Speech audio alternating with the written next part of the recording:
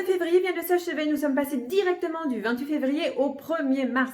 Février vient de februarius en latin, purification, et en effet il s'agissait d'un mois de rituels de purification, des rituels contre la fièvre et des lupercales, des fêtes liées à la fertilité, à la purification et à la protection des troupeaux. Il y a 2700 ans, le calendrier comptait 10 mois et puis on lui a ajouté les 2 mois de janvier et février. Seulement dans le calendrier romain, l'année commençait en mars. Ainsi, février était le dernier mois de l'année. Eh bien, c'est Jules César en 46 avant Jésus-Christ qui décida de réformer le calendrier romain. L'année débutera en janvier, le mois de février devient donc le deuxième mois de l'année.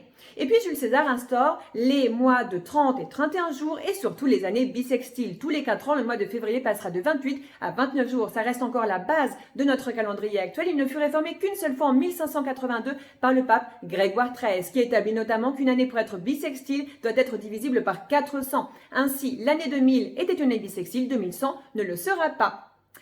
Quoi qu'il en soit, le mois de février a toujours été considéré comme l'un des mois les plus froids de l'année. Donc, comme le dit le dicton, il vaut mieux un renard au poulailler qu'un homme en chemise en février.